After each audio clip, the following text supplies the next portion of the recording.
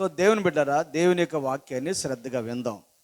దేవుని సందులో మనం ప్రతి ఆదివారం కూడా ఒక్కొక్క అంశాన్ని కొన్ని వారాల పాటు, అవసరమైతే కొన్ని నెలల పాటు కూడా ఏం చేస్తున్నామంటే ధ్యానం చేస్తున్నాం. ఎందుకు ఇంత టైం తీసుకోవాలండి అని చకచక పలానా పాయింట్ ఇది, పలానా పాయింట్ ఇది, పలానా పాయింట్ ఇది అని చెప్పేసి అని చెప్పకూడదా అని అంటే కాదు. ప్రతి పాయింట్ ద్వారా కొన్ని విషయాలు మనం ఏం చేయాలంటే నేర్చుకోవాలి, అర్థం చేసుకోవాలి, గ్రహించుకోవాలి.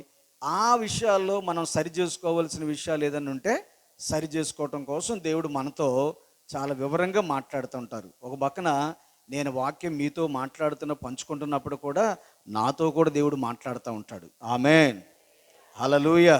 నాతో కూడా దేవుడు మాట్లాడుతూ నువ్వు అలా ఉన్నావా, నువ్వు అలా జీవిస్తున్నావా, నువ్వు అలా ప్రవర్తిస్తున్నావా అన్నటువంటిది దేవుడు నన్ను కూడా ఏం చేస్తూ ఉంటాడంటే హెచ్చరిక చేస్తూ ఉంటాడు. ఎందుకంటే వాక్యానికి ఉన్నటువంటి గొప్పతనం ఏంటి తెలుసా? వాక్యము రెండంచులు గల ఖడ్గం. చెప్పండి, వాక్యం ఏంటంట? హెబ్రీ పత్రిక 4వ అధ్యాయంలో ఏమని ఉంటుంది? వాక్యము రెండంచులు గల ఖడ్గము. చెప్పండి అందరూ అన్న నోటితో, వాక్యము రెండంచులు గల ఖడ్గము. అంటే అర్థం ఏంటంటే చెప్పేవారిని సరిచేస్తూ ఉంటుంది, వినేవారిని కూడా సరిచేస్తూ ఉంటుంది. ఏంటది? దేవుని యొక్క వాక్యం. మన ఇళ్ళల్లో ఉన్నటువంటి ఖడ్గాలకి, అంటే మన ఇళ్ళలో ఉన్నటువంటి కత్తులకి ఒకవైపునే పదును ఉంటుంది, కానీ మన చేతుల్లో ఉన్నటువంటి ఈ ఖడ్గానికి మాత్రం రెండు వైపులా పదును ఉంది. ఆమేన్.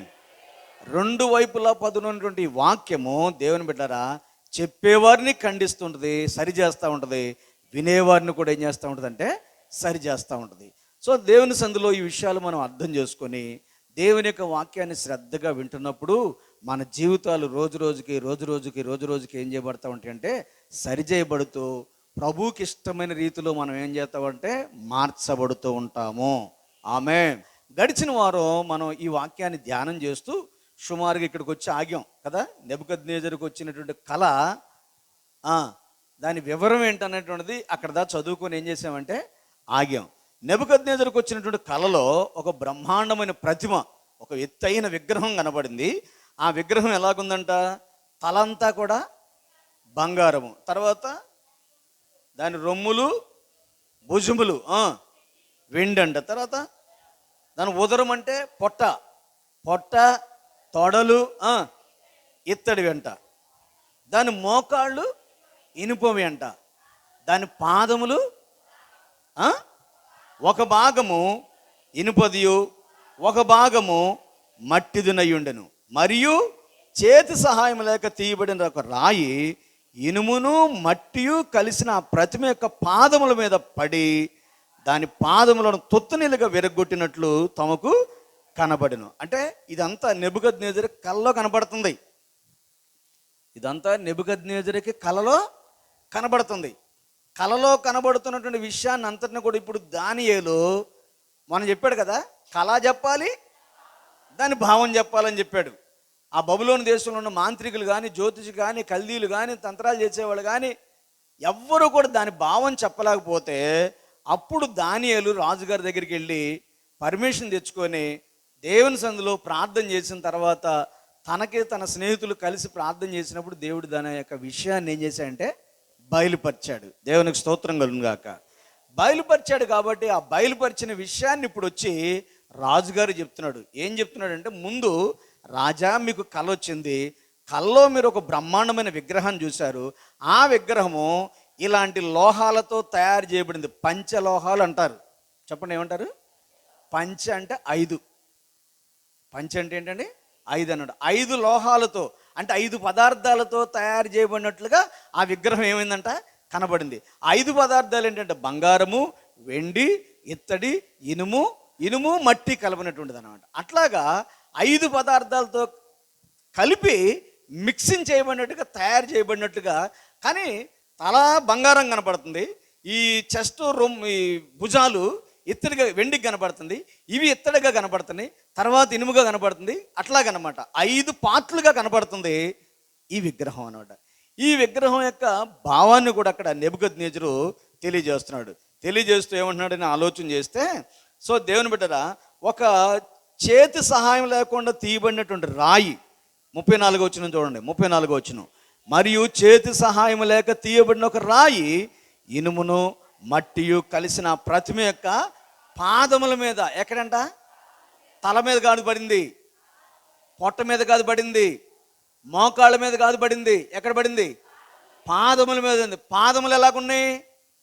కొంతేమో మట్టి, చెప్పాలి పురుషులు, కొంతేమో మట్టి, కొంతేమో ఇనుము అన్నమాట.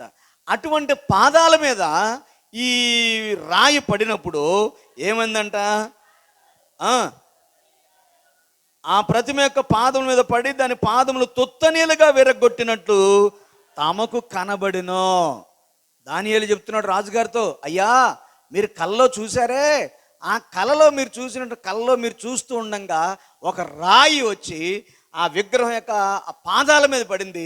పాదాల మీద పడ్డేటప్పటికి ఆ పాదాలు ఏమైనాయంటే తొత్తనీలుగా అయిపోయినాయి. అంటే చిన్న చిన్న చిన్న చిన్న ముక్కలు, పీసులాగా అయిపోయినాయి అని చెప్పేసి అని తెలియజేస్తూ, అంతటా ఇనుమును మట్టియు ఇత్తడియు వెండియు బంగారమును ఏకముగా దంచబడి, ఏకంగా అంటే ఇప్పుడు చూడండి 5 లోహాలు వచ్చేసినాయి ఇక్కడికి. మళ్ళీ ఇనుము, బంగారం, ఇత్తడి, వెండి మొత్తం కూడా ఏం చేయబడి అంట? దంచబడి కళ్ళములోని చెత్త వలె కాగా వాటికి స్థలము ఎచ్చటను దొరకకుండా గాలి వాటిని కొట్టుకొని పోయెను. ప్రతిమను విరగొట్టిన రాయి సర్వభూతలమంత మహాపర్వతమాయెను. స్తోత్రం కలుగును గాక.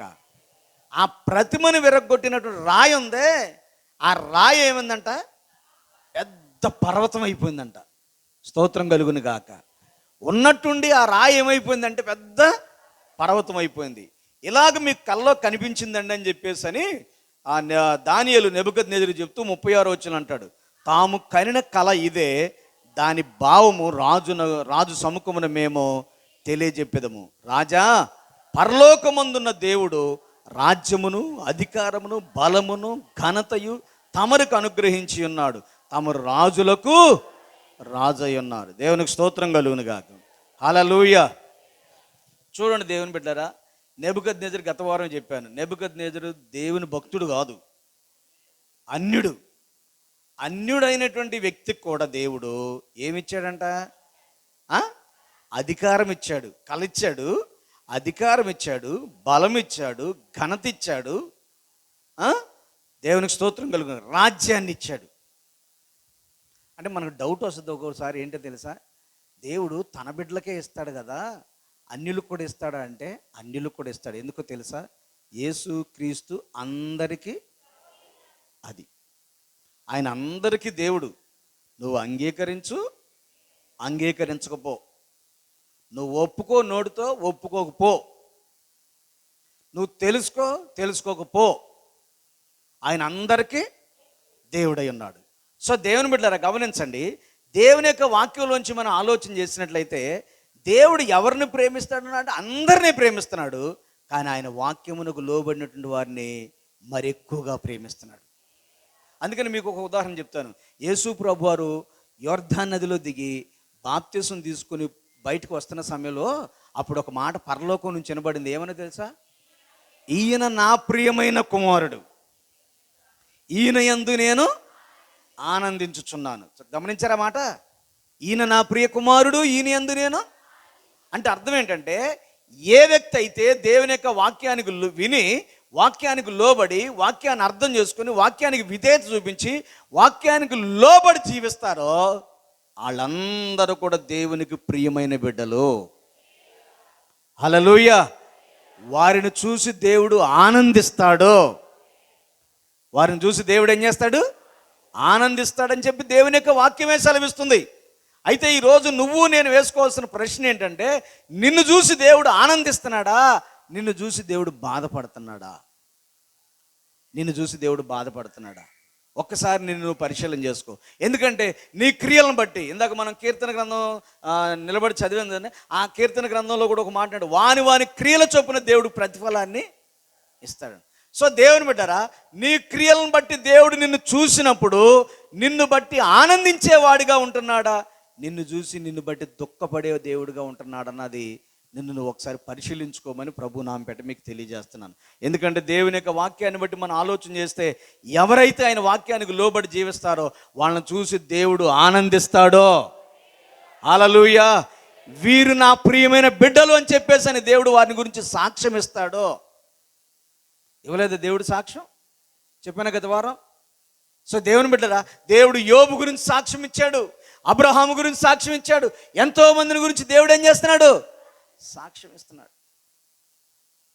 సో ఈ దినాన్ని దేవుని యొక్క వాక్యాన్ని వినేటువంటి నీవు నేను కూడా దేవుని సందులో నిన్ను చూసి నన్ను చూసి కూడా దేవుడు సాక్ష్యం ఇవ్వాలి. మనం ఆయనకు ప్రియమైనటువంటి బిడ్డలుగా ఉండాలి. అయితే చూడండి, తాము కనిన కల ఇదే, దాని భావం రాజునకు మేము తెలియజేద్దామని చెప్పేసి అని చెబుతూ దానియేలు ఏమంటాడంటే, రాజా, పరలోకమందున్న దేవుడు రాజ్యాన్ని, అధికారాన్ని, బలమును, ఘనతను తమకు ఇచ్చాడు. ఎవరిచ్చారండి? దేవుడే ఇచ్చాడు. యోహాను శుభవార్త 3:27 చదవండి. యోహాను శుభవార్త 3:27 ఒకసారి చదువుదాం. అందుకు యోహాను ఇట్లా, నేను తనకు పరలోకము నుంచి అనుగ్రహించబడితేనే తప్ప ఎవ్వడును ఏమియు పొందనేరడో. ఆమెన్, హల్లెలూయా. చెప్పండి, తనకు, అందరు చెప్పండి ఈ మాట నాతో కలిసి, తనకు పరలోకము నుండి అనుగ్రహింపబడితేనే తప్ప. వింటున్నారా, రాస్తున్నారా, చెప్తున్నారా? చెప్పట్లా చెప్పండి. తనకు పరలోకము నుంచి అనుగ్రహిస్తేనే తప్ప ఎవడు ఏమియు పొందనేరడు. ఆ మాటకు అర్థం ఏంటి? పరలోకముందున్న దేవుడు ఏదైనా అనుగ్రహిస్తేనే తప్ప మనంతటా మనం ఏమీ కూడా పొందలేవు. పాస్ అయినటువంటి బిడ్డలారా, మీ అందరికీ చెప్తున్నాను, ఈ రోజున మీరు పాస్ అయ్యి ఒక సర్టిఫికెట్ మీ చేతిలోకి వచ్చింది అంటే అర్థం ఏంటి? అది పరలోకముందున్న దేవుడు నీకు కృప చూపించి ఆ భాగ్యాన్ని ఇచ్చాడు. అది దేవుని బిడ్డలైతే తెలుసుకుంటారు. దేవుని బిడ్డలు కానోళ్ళు అయితే, నేను బాగా చదివాను రా, నైట్ హాల్ట్ చేశా. ఏం చేశాడంట? నైట్ హాల్ట్ చేశా. నేను అంటున్నాను, నువ్వు నైట్ హాల్ట్ చేసినా, డే హాల్ట్ చేసినా, దేవుడు కృప చూపించకపోతే ఇక్కడ ఒకవేళ చదువు పాస్ అవ్వగలమేమో, కానీ జీవితం అనేటువంటి సబ్జెక్టులో మాత్రం ఏమవుతావు? ఓడిపోతావు. దేవునికి స్తోత్రం కలుగును గాక. అర్థమైందా? సో దేవుని బిడ్డలారా గమనించండి, దేవుడు కృప చూపించాలి, దేవుడు సహాయం చేయాలి. దేవుడు నీకు ఇచ్చాడు కాబట్టి, దేవుడు ఇచ్చిన దాన్ని బట్టి నువ్వేం చేయాలంటే దేవుడిని ఏం చేయాలి?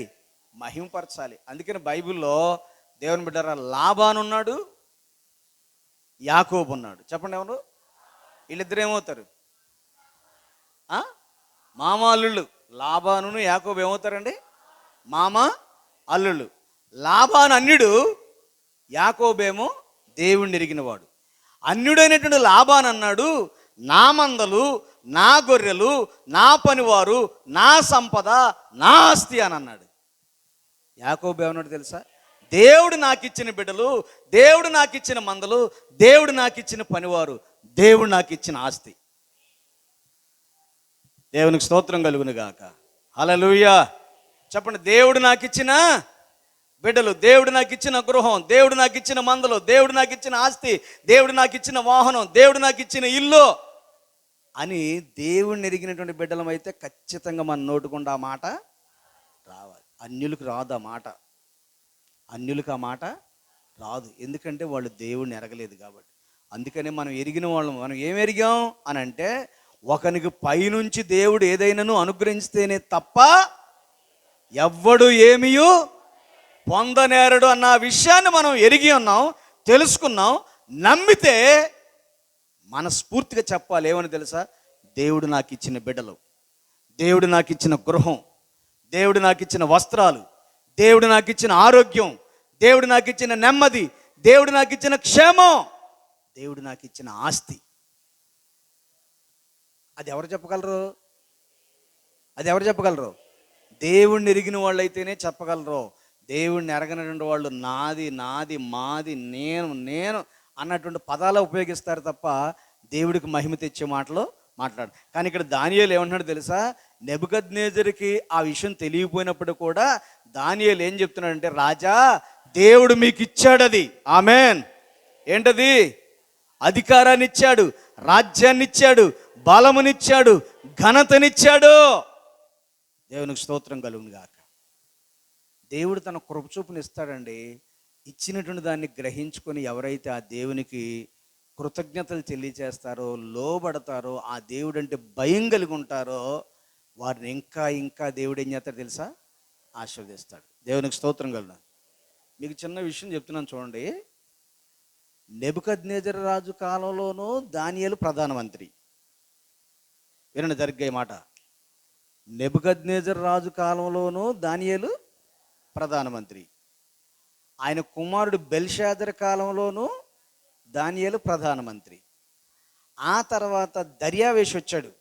వీళ్ళిద్దరు అయిపోయిన తర్వాత దర్యావేష్ కాలంలోనూ దానియేలు. అంటే ఏమర్థమవుతుంది మీకు ఇప్పుడు? రాజులు పరిపాలించి వెళ్ళిపోతున్నారు, కానీ మనోడు అలాగే ఉంటున్నాడు.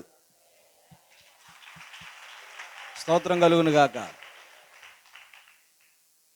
అవునా? అవునా? దానియేలు కూడా ఒక 5 సంవత్సరాలు ఉండి వెళ్ళిపోవాలా? నెబుకద్నెజరు 5 పరిపాలించాడో 10 సంవత్సరాలు పరిపాలించాడో, అయిపోయింది, దిగేసాడు, వెళ్ళిపోయాడు. ఆ తర్వాత బెల్షాజర్ వచ్చి, వాళ్ళ కొడుకు బెల్షాజర్ వచ్చాడు. ఆయన కూడా కొంతకాలం పరిపాలన చేశాడు. పరిపాలన చేస్తుండగానే దేవునికి వ్యతిరేకంగా జీవించాడు, చచ్చాడు అర్ధంతరంగానే. ఆడైపోయిన తర్వాత దర్యావేష్ వచ్చాడు. దర్యావేష్ వచ్చిన తర్వాత దర్యావేష్ కాలంలో పరిపాలన చేశాడు. దానియేలు ఉన్నాడు. ఆ తర్వాత కోరేష్ వచ్చాడు. కోరేష్ కాలంలో కూడా దానియేలు ఏం చేస్తున్నాడో తెలుసా? పరిపాలకుడుగా ఉన్నాడు. దేవునికి స్తోత్రం కలుగు. కారణం ఏంటి తెలుసా? దానియేలు దేవుని యందు భయభక్తులు కలిగిన వాడు. దేవునికి స్తోత్రం కలుగును గాక. గట్టి చెప్పండి. దానియేలు దేవుని యందు భయభక్తులు కలిగిన వాడు కాబట్టే దేవుడు తన స్థానాన్ని మాత్రం భద్రంగా ఉంచుతున్నాడు. మిగిలిన వాళ్ళ స్థానాలు వస్తున్నారు, కొన్ని సంవత్సరాలు ఉంటున్నారు, వెళ్ళిపోతున్నారు. ఇప్పుడున్న పరిపాలకులు కూడా అందరూ అంతేనా కాదా? దేవుని స్తోత్రం కలుగును కాదు. సరే, అయితే దేవుని బిడ్డరా, దేవుని సన్నిధిలో ఈ విషయాన్ని దానియేలు నెబుకద్నెజరు రాజు చెబుతూ అంటాడు, తమరు రాజులకు రాజు. అంటే ఆ రోజుల్లో ప్రపంచాన్నంతను కూడా పరిపాలన చేసిన మహాచక్రవర్తి ఎవరంటే నెబుకద్నెజరు. దేవునికి స్తోత్రం కలుగును గాక. ఎవరు చెప్పండి? నెబుకద్నెజరు. నెబుకద్నెజరు ప్రపంచాన్ని, అంటే ఆ రోజుల్లో 127 దేశాలు ఉన్నాయండి. ఆ తర్వాత ఇంకా ఇంకా ఇంకా ఇంకా డివైడ్ అయ్యి ఇంకా చాలా దేశాలు అయినాయి. అంటే మొన్నటి వరకు కూడా మన ఆంధ్ర తెలంగాణ కలిపి ఒక రాష్ట్రంగానే ఉండేది కదా, కానీ ఇప్పుడు ఏమైనాయి? 2 రాష్ట్రాలని. అట్లాగే అప్పుడు 127 దేశాలుంటే ఇప్పుడు ఆ 127 270 దేశాల దాకా అయినాయి.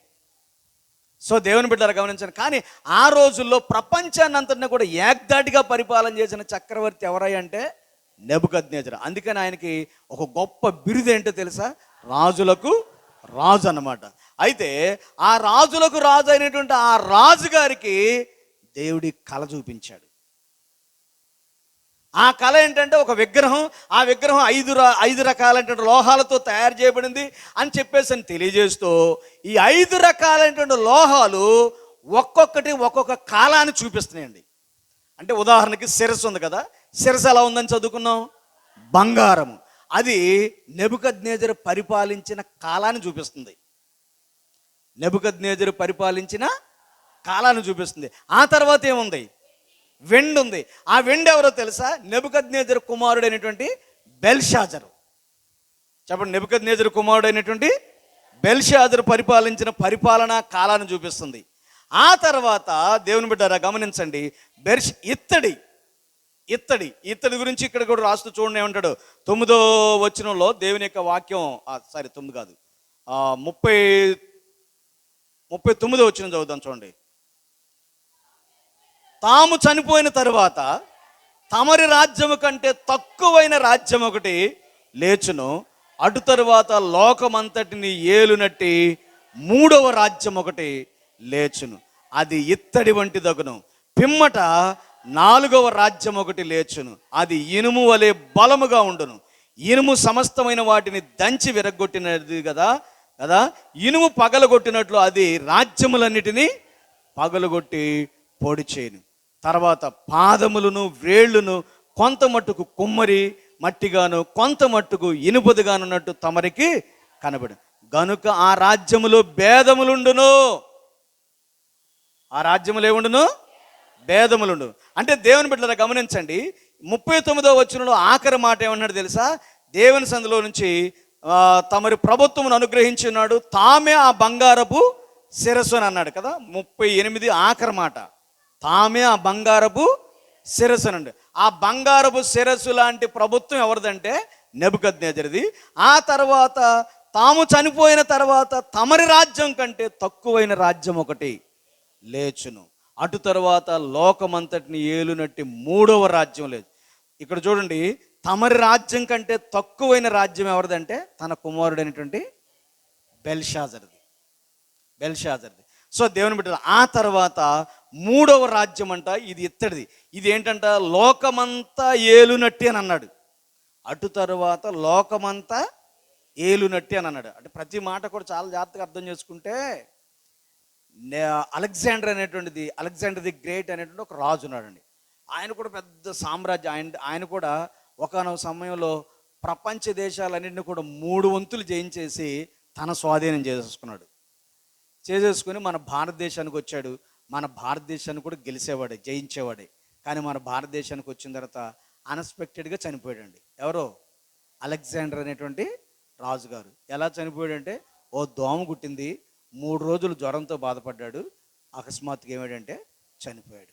సో దేవుని బిడ్డరా, ఇది 3వ రాజ్యం. ఇకపోతే 4వ రాజ్యం ఏంటంటే ఇత్తడి. ఇది రోమా సామ్రాజ్యం. చెప్పండి, ఇది ఏంటంట, రోమా సామ్రాజ్యం. సో దేవుని బిడ్డరా గమనించండి. అందుకనే ఈ రోమా సామ్రాజ్యం అంతా కూడా ఒకప్పుడు ప్రపంచం అంతా కూడా వ్యాపించి చాలా కఠినంగా పరిపాలన చేశారు ప్రజల్ని. చాలా కఠినంగా పరిపాలన చేశారండి. ఎంత కఠినంగా చేశారంటే, కరుణామయుడు సినిమాలో పన్నులు కట్టినటువంటి వాళ్ళని ఎలాగ శిక్షించారో, ఏ విధమైన దండం చేశారో, ఏ విధంగా అయితే ఒత్తిడి చేశారో, అంటే ప్రజలకి స్వేచ్ఛ అనేటువంటిది లేకోకుండా చేసేశారో, వాళ్ళు చెప్పిందే వేదవాక్కు అన్నట్టుగా ఎలాగైతే నడిచిందో దాన్ని ఏమన్నారంటే రోమా సామ్రాజ్యం. చెప్పండి ఏంటి, రోమా సామ్రాజ్యం. రోమా సామ్రాజ్యము యేసుక్రీస్తు ప్రభువారు పుట్టి చనిపోయి కొంతకాలం వరకు కూడా ఉండి, ఇక అక్కడి నుంచి ఆ సామ్రాజ్యం కూడా ఏమైందంటే అంతరించిపోయింది. ఇక అక్కడి నుంచి రాజుల పరిపాలన కొనసాగించింది. ఆ తర్వాత నెమ్మదిగా ప్రజా పరిపాలనలోకి వచ్చాం. ఎందులోకి వచ్చామండి, ప్రజా పరిపాలన. అంటే ప్రజలను ఏం చేస్తారు, పరిపాలన చేస్తారు. ఇది ఎలాగుంటుందంట, 41వ వచనం, పాదములను వేళ్ళును కొంత మట్టుకు కుమ్మరి మట్టిదిగాను కొంత మట్టుకు ఇనుపదిగాను ఉన్నట్టు తమరికి కనబడిన ఆ రాజ్యములో భేదములుండును. ఆ రాజ్యంలో ఏముంటుందంట, భేదములుండును. దేవునికి స్తోత్రం కలుగును గాక. ఏది, ఈ మట్టి ఇనుము కలిసినటువంటి ఇది ఉంది చూసారా, ఆ రాజ్యంలో ఏముంటుందంట, భేదం ఉంటుందంట. సో దేవుని బిడ్డలారా గమనించండి, భేదములుండును అని చెప్పేసాను అంటూ ఇంకే బురదతో కలిసినట్టు కనబడిను గనుక ఆ రాజ్యములో అలాగుండును. ఆ రాజ్యము ఇనుము వంటి బలము గలదయుండును. పాదముల వేళ్ళు కొంత మట్టుకు ఇనుపవిగాను కొంత మట్టుకు మట్టివిగాను ఉన్నట్లు ఆ రాజ్యం ఒక విషయంలో బలంగాను ఒక విషయంలో నీరసంగాను ఉండును. ఇనుమును బురదయు మిళితమై ఉండుట తమరికి కనబడిను. అటువలే మనుష్య జాతులు మిళితములై ఉండుట తమరికి కనబడిను. జాతులు మిళితములై ఇనుము మట్టితో అతకనట్లు వారు ఒకరితో ఒకరు పొసకక యుందురు అని అన్నాడు. ఇది మానవ ప్రభుత్వ పరిపాలనా కాలంలో ఒకరికి ఏమనంట, పొసకరంట. ఈ మానవ ప్రభుత్వ కాలంలో భేదములు వచ్చేస్తాయంట. మానవ ప్రభుత్వ కాలంలో ఏమవుతాయండి, భేదములు అంటే తేడాలు, గొడవలు, వ్యతిరేకత, అంటే ఒకరంటే ఒకరికి పడకపోవటం అన్నమాట. దేవునికి స్తోత్రం కలుగును గాక.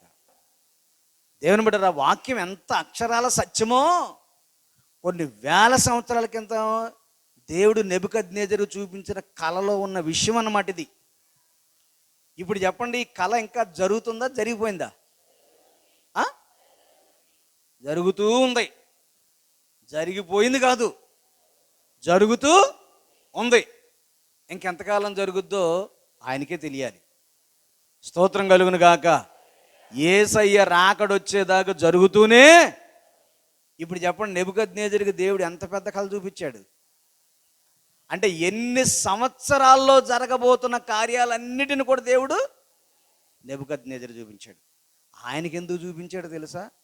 అప్పుడున్నటువంటి గొప్ప వాళ్ళందరిలో ఆయనే గొప్పోడు. నీకు చూపిస్తేనే ఈ విషయాలన్నీ రాపెత్తావరా బాబా అని చెప్పేసి అని ఏం చేశాడు దేవుడు? అది దేవునికి స్తోత్రం కలుగును గాక. అదే ఇంకెవరికో చిన్న చిన్న వాళ్ళకి చోట వాళ్ళకి చూపించాడు అనుకోండి, వాళ్ళు గ్రంథంలో రాయగలరా? రాపించగలరా? రాపించలేరు. అందుకనే దేవుని బిడ్డరా, దేవుడు జరగబోతున్న విషయాలను ముందుగానే దేవుడు ఏం చేశాడు? ఆ మాటకు వస్తే దేవుని సందులోంచి మనం జాగ్రత్తగా ఆలోచన చేస్తే, యేసయ్య పుట్టి ఇప్పటికి 2024 సంవత్సరాలు కదా. యేసయ్య పుట్టక మునుపు కొన్ని వందల సంవత్సరాల క్రితమే ఈ విషయాలు, ఈ కళ దానియేలుకి వచ్చింది. నెబుకద్నెజరుకు వచ్చింది. ఈ కళ నెబుకద్నెజరుకు కొన్ని వందల సంవత్సరాలకు ముందే వచ్చింది. నెబుకద్నెజరుకు వచ్చిన కళను దానియేలు వివరించి కళను చెప్పి దాని భావాన్ని కూడా ఏం చేశాడంటే చెప్పాడు అన్నమాట.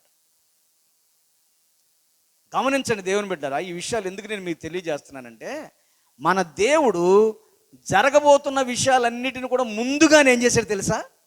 తెలియజేయించాడు.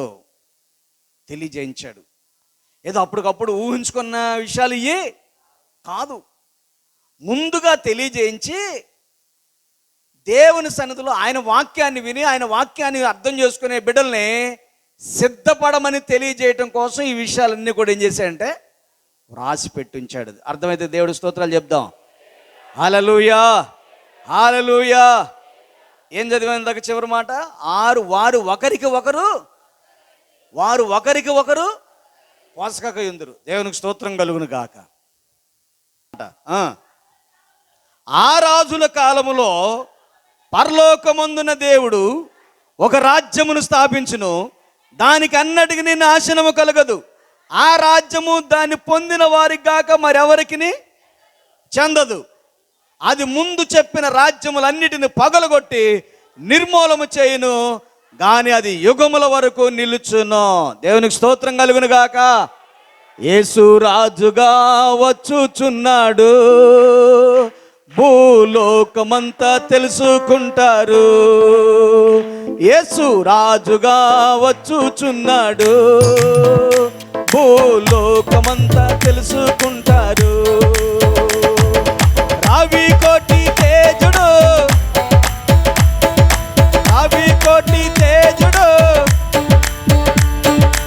ఆ రాజుగా వచ్చుచున్నాడు. యేసు రాజుగా భూలోకమంతా తెలుసుకుంటారు. యేసు రాజుగా వచ్చుచున్నాడు, భూలోకమంతా తెలుసుకుంటారు. మేఘాల మీద యేసు వచ్చుచున్నాడు, మేఘాల మీద యేసు పరిశుద్ధులందరినీ తీసుకుపోతాడు. పరిశుద్ధులందరినీ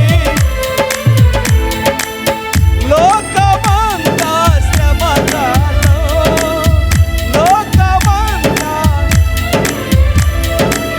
విడువబడుట బహుఘోరం, విడువబడుట. యేసు రాజుగా వచ్చుచున్నాడు, భూలోకమంతా తెలుసుకుంటారు. యేసు రాజుగా వచ్చుచున్నాడు, భూలోకమంతా తెలుసుకుంటారు. రావి కోటి తేజుడు, రావి కోటి తేజుడు, ఆ రాజుగా యేసు రాజుగా, యేసు రాజుగా, యేసు రాజుగా. హల్లెలూయా. ఎలా వస్తున్నాడు ఆయన? రారాజుగా వస్తున్నాడు. ఆయన వచ్చి ఆయనే ఆ రాయి. దేవునికి స్తోత్రం కలుగును గాక. ఆ ప్రతిమ యొక్క ఎక్కడ పడింది? పాదముల మీద పడింది. పాదాలు ఎలాగున్నాయి? మట్టి ఇనుము, మట్టి ఇనుముతో కలవనట్లు వారు ఒకరికి ఒకరు పోషకగా ఉందరు. అలాంటి పరిపాలన కాలంలో, అటువంటి సమయంలో దేవుని రాజ్యం వస్తుంది. ఆ రాజ్యం ఎవరికి చెందుతుందంట? అక్కడ అన్నాడు చూడండి, ఆ రాజుల కాలంలో పరలోకమందున దేవుడు ఒక రాజ్యాన్ని, ఆ రాజుల కాలంలో అంటే భూలోకంలో వీళ్ళేమో ఇట్లా తంటాలు పడుతుంటే, పరలోకమందున దేవుడు ఏం చేస్తున్నాడు? ఓ రాజ్యాన్ని స్థాపిస్తున్నాడు. ఆమేన్. ఓ రాజ్యాన్ని దేవుడు స్థాపిస్తున్నాడు. దానికి అన్నటికి దానికి నాశనం కలగదు. ఏది? దేవుడు సృష్టించుతున్నటువంటి ఆ రాజ్యానికి. కానీ ఈ రాజ్యాలన్నిటికీ నాశనం ఉంది, ముగింపు ఉంది, ముగింపు ఉంది.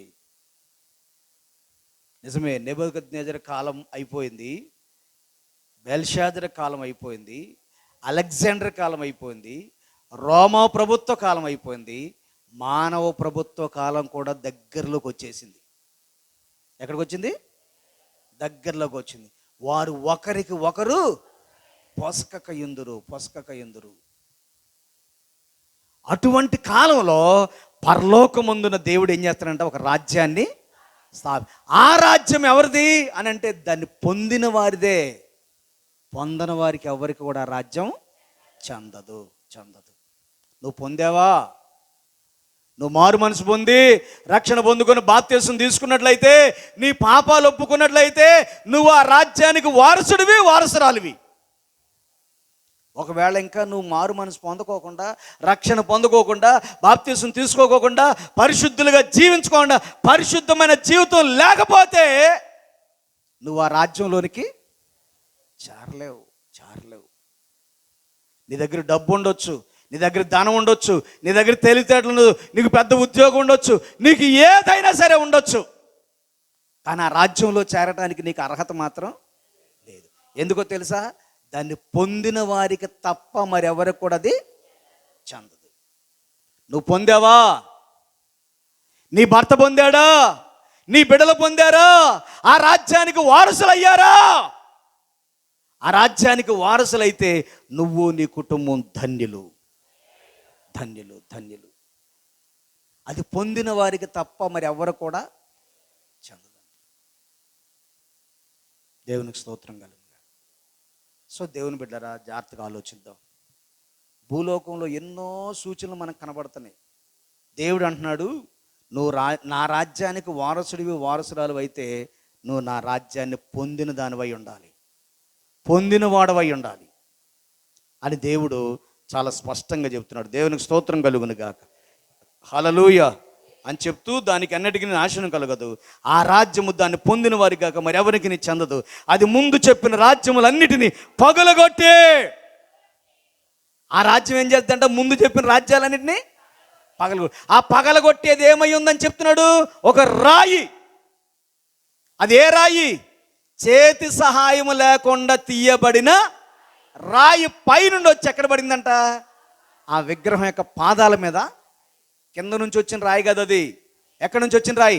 పైనుంచి వచ్చిన, అంటే పరలోకం నుంచి దిగి వచ్చినటువంటి రాయి ఆ విగ్రహం యొక్క పాదాల మీద పడి, ఆ పాదాలు తుత్తనేలుగా చేస్తే ఈ విగ్రహం మొత్తం కూడా రోకట్లేసి దంచినట్లుగా ఏమైందంట? పొడైపోయింది. అప్పుడు దేవుని రాజ్యం స్థాపించబడుతుంది. ఆ దేవుని రాజ్యానికి నువ్వు నేను వారసులం అవ్వాలని, ఆ రాజ్యంలో చేరాలని, ఆ రాజ్యంలోనికి మనల్ని తీసుకుని వెళ్ళాలని ఆ రాజ్య నాయకుడైనటువంటి, ఆ రాజ్యాన్ని స్థాపించినటువంటి ప్రభు అయిన యేసుక్రీస్తు వారు 2000 సంవత్సరాల క్రితం ఈ భూలోకంలోనికి వచ్చి మానవులమైన మనందరి పాపముల కొరకు సిలువలో చనిపోయి తన పవిత్రమైన రక్తాన్ని కార్చారు. ఆయన కార్చిన రక్తం చేత మనల్ని పరిశుద్ధులుగా చేసి, పవిత్రులుగా చేసి, ఆయన ఉండేటువంటి స్థలంలో, అందుకని అన్నాడు కదా యోహాను సువార్త 14వ అధ్యాయంలో, నేనుండు స్థలంలో మీరును ఉండులాగున నేను మరలా వచ్చి మిమ్మల్ని తీసుకుని వెళతానని వాగ్దానం చేసిన దేవుడు నమ్మదగిన దేవుడు. స్తోత్రాలు చెప్పండి గట్టిగా. వాగ్దానం చేసిన దేవుడు నమ్మదగిన దేవుడు. కాబట్టి ఆ దేవునికి మనం లోబడదాం, ఆ దేవుని సన్నిధిలో పరిశుద్ధులుగా జీవిద్దాం. దేవుడి మాటలు మన హృదయాల్లో ఫలింప చేయును గాక. కళ్ళు మూసుకొని ప్రార్థన చేద్దాం.